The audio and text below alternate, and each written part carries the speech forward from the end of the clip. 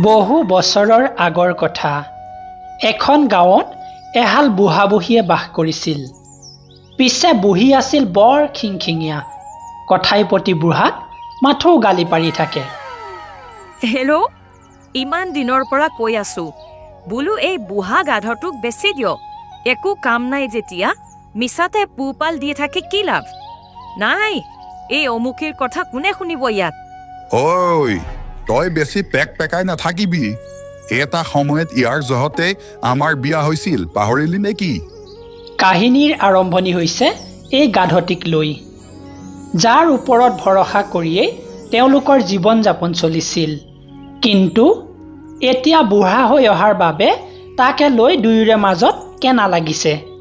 বোপাই ঔ, তই এতিয়া বুঢ়া হলি, আগৰ দৰে কাম কৰিব নোৱাৰা হৈ আহিছ। গতিকে তোক আৰু আমাৰ প্ৰয়োজন নাই। তই বেয়া নাপাবি। এতিয়া তই যলৈকে ইচ্ছা গুচি যাব পাৰ। এনেকৈ হলে কেনেকৈ হ'ব মালিক? মই যে অত বছৰ ধৰি আপোনালোকক সেৱা আগবঢ়াই আহিলো, ইয়াৰ কোনো মূল্য নাই নেকি? গাধাটোৰ কথা শুনি বুঢ়াই কিছুপৰ চিন্তা কৰি ক'লে, ইয়াত মূল্যৰ কথা নাই অ' বোপাই। তই এতিয়া আগৰ দৰে আমাক ধন ঘটি খুৱাব নোৱাৰ। গতিকে তোক এনেই খুৱাই বুৱাই থাকি লাভ নাই নহয়। ইফালে তোৰ কাৰণে বুঢ়ীৰ লগত মোৰ সদায় কাজিয়া হয়। তই ক'ৰবালৈ গুচি যাগৈ যা। হৈ, যা বুলি ক'লে মই ক'লৈ যাম? মই এতিয়াও কাম কৰি আপোনালোকক খুৱাব পৰা বল আছে মোৰ। হয় নেকি?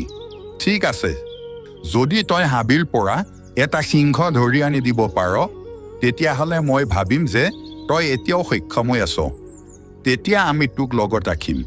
সিংহ? মালিক, হৰিণা এটা আনি দিলে হ'বনে? হৈ, তই ইয়াৰ পৰা যা বুলিছো নহয়। সিংহ ধৰি আনিব পাৰ যদি ঘৰ সোমাবিহি। তাৰ পিছত গাধটো উদাস মনেৰে জংঘলৰ ফালে খোজ ল'লে। এইদৰে গাধটো গৈ গৈ জংঘলৰ মাজ পালেগৈ। তেনেতে এটা শিয়ালে গাধটোক দেখা পালে। তাৰ পিছৰ কথা। হেৰা বন্ধু, ইমান চিন্তিত মনেৰে কলৈ যোৱা? তেতিয়া গাধই শিয়ালক সকলোখিনি কথা বিৱৰি ক'লে। মই বুজি পাইছো তোমাৰ দুখ, কিন্তু সিংহ ধৰি নিয়াটো বৰ অসম্ভৱ কথা নহয়। পিছে মই তোমাক এটা বুদ্ধি দিব পাৰিম। তাৰ বাবে তুমি কেৱল মৰাৰ ভাও ধৰিব লাগিব। হয় নেকি? পিছে মৰাৰ ভাও ধৰিলে মোৰ কিডাল হ'ব? কোনোবাই আহি মাৰি খাইহে পেলাব। শুনা হে, মই তোমাক সহায় কৰিব বিচাৰিছো বন্ধু। সকলো তুমি মোৰ ওপৰত এৰি দিয়া। তুমি মাথো মৰাৰ ভাও জুৰি শুই থাকিবা। যেতিয়াই মই হোৱা দিম, তুমি একে কোবে উঠি ঘৰলৈ বুলি লৰ দিবা। হয় নেকি? ঠিক আছে বন্ধু, মই তুমি কোৱাৰ মতে কৰিম বাৰু। ইফালে সেই জংঘলতে এটা প্ৰকাণ্ড বুঢ়া সিংহই বাস কৰিছিল। পিছে সিংহটো আছিল নৰখাদক। তাৰ ভয়ত সন্ধিয়াৰ পিছত কোনো ব্যক্তি বাহিৰত নোলাইছিল। সেয়েহে সিংহটোক মাৰিব পাৰিলে ৰজাৰ ঘৰৰ পৰা পুৰস্কাৰৰ ঘোষণা কৰা হৈছিল। তেতিয়া শিয়ালটো গৈ গৈ সেই সিংহটোৰ ওচৰতে উপস্থিত হ'লেগৈ। সিংহ দেউতা বহিছে। দেউতাও, আপোনাৰ ৰাতিৰ সাজৰ বাবে মই এটা নুদুকা গাধ ঠিক কৰি থৈছোঁ। আমি গাধটোক আপোনাৰ গুহাৰ ওচৰলৈ লৈ আহোঁ ব'লক। হৈ, আজিকালি মই সেইবোৰ মাংস নাখাওঁ নহয়। সেই গাধ, হৰিণ, সেইবিলাকৰ সোৱাদ নাই বুজিছ। নৰমনিচৰ মাংস খাওঁ মই। হ'ব দেউতা, আজিৰ কাৰণে তাকে খাওঁ দুইটাই। বহুত কষ্টৰে মাৰিছোঁ দেউতা। শিয়ালৰ কথা পেলাব নোৱাৰি দুয়ো মিলি গাধটো আনিবৰ বাবে সেই ঠাইলৈ গ'ল। পিছে ইয়াক মোৰ গুহাৰ ওচৰলৈ কেনেকৈ নিবি?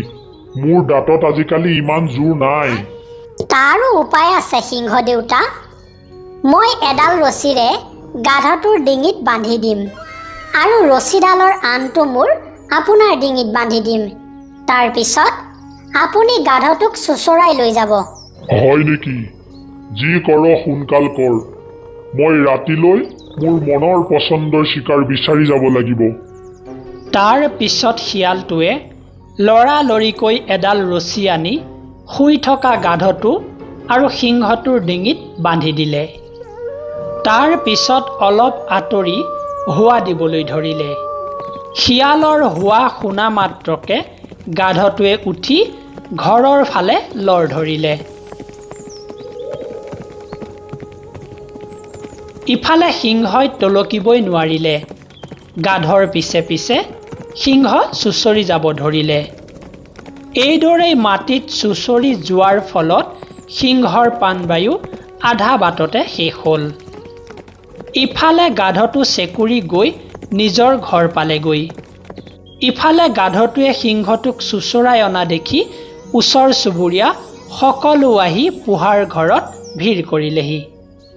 অ' দাইটি, এইটো সেই নৰসাধক সিংহটো বুজিছা, যাক মাৰিব পাৰিলে ৰজাই পুৰস্কাৰৰ ঘোষণা কৰি থৈছে। অ' সঁচাকে নে? অ' গুৰ শুনা মোৱাটো, মোৰ সোণটো ৰ'বা দে, মই ধুনীয়াকৈ তোমাক খাবলৈ দিম এতিয়া। বুঢ়ী তেল মাৰিব আহিছে এতিয়া, তোক লঠিয়াই দাঁত ভাঙিম। তাৰ পিছত ৰজাই গাধটোৰ কৰ্মত সন্তুষ্ট হৈ বুঢ়া বুঢ়ীহালক ধন সোণ দি পুৰস্কৃত কৰিলে। আৰু বুঢ়া বুঢ়ীয়েও গাধটোক নিজৰ সন্তানৰ দৰে লালন পালন কৰি ৰাখিলে।